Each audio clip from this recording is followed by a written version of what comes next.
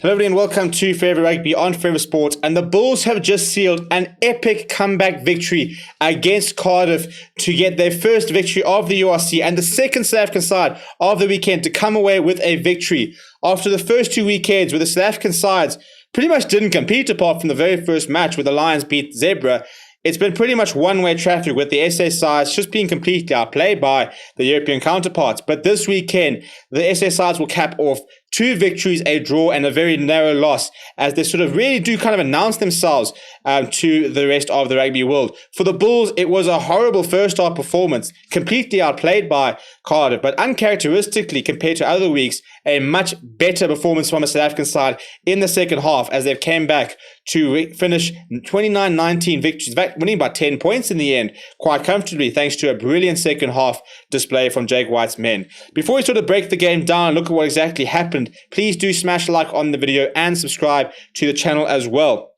It wasn't a particularly good start for the Bulls, who went down 3-0 in just the 5th minute before Seb Davies got a yellow card in the 7th minute. Now, with a man down, you thought this would be the chance for Bulls to capitalize.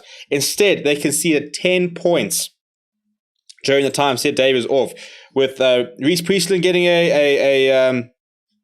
another penalty as well as a try from Matthew Screech. And, you know, despite losing Josh Navidi very early on, both him and Jan Goosen receiving injuries which looked like they could keep them out for a while, Cardiff just never really looked back, and they just continue to apply the pressure.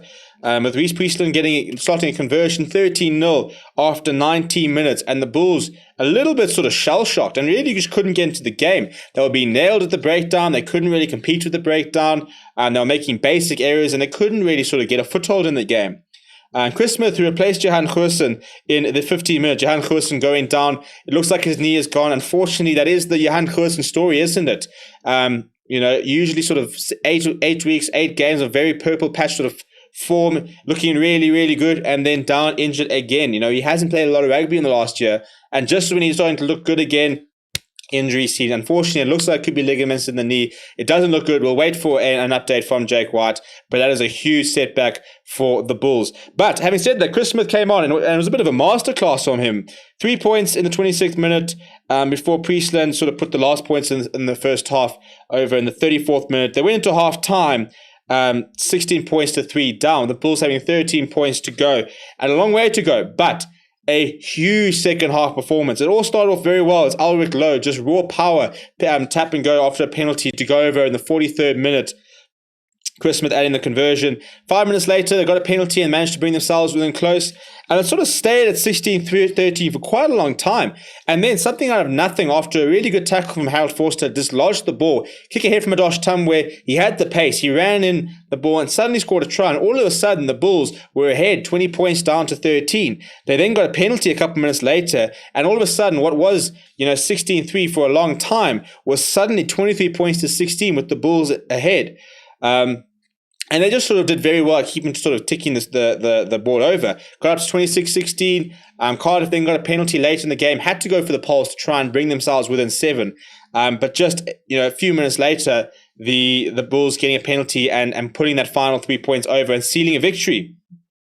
If you look at some of the stats from the game, it really was a very close game throughout the game in terms of possession and territory. Overall, Cardiff had 54% possession. They had 59 in the first half and 49 in the second half. Territory, they had 63 in the first half, 46 in the second half. Bulls scoring 2 tries to Cardiff's 1.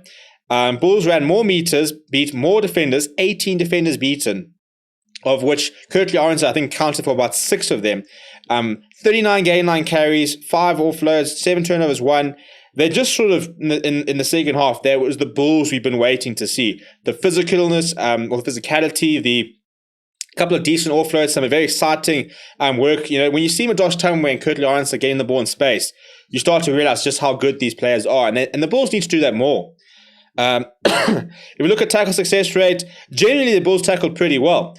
6 tackles missed throughout the game, 128 tackles made. 18 tackles missed by Cardiff of 94, 81% tackle success rate. Bulls did not miss a kick a goal. Chris Smith was excellent off the tee. The rucks were pretty solid. Lineouts were pretty solid from the Bulls. A little bit disruptive at Cardiff for Cardiff, but scrums as well. The Bulls also had a pretty decent scrum. Cardiff probably conceding too many penalties, 13 over the game, at 8 in their own half, Bulls 7 apiece. So discipline was a bit of an issue for both sides.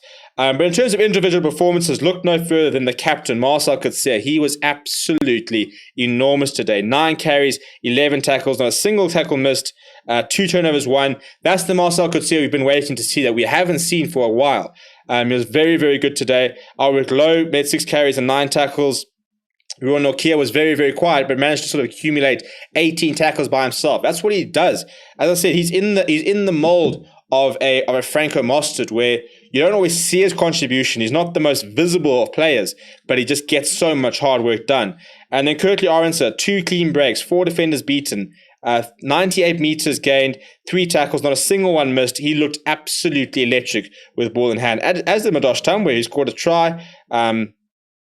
Beat 2 defenders as well. A couple of clean breaks is there as well. So, yeah, I mean, for the Bulls, it's job done. They managed to respond. After going down against Leinster and then Connacht, they had to respond today. And after that first half, you sat there thinking, where is the Bulls side that we've seen over the last year dominating South African rugby? Well, bang, in the second half, we finally saw it. Just looked a lot more physical, a lot more composed. Their breakdown work got a lot better. They were much better in terms of their phase play. And when they do get phase play going, they've got the big ball carriers. They'll always get over the gain line. They just need to be able to stay a little bit more composed, less error-driven, and make sure they protect the ball at the breakdown, which is what they couldn't do in the first half. Let me know what you thought of the game down in the comments below. Smash like on the video and subscribe to the channel as well. My name is Steven. Thank you very much for watching, and I'll chat to you soon.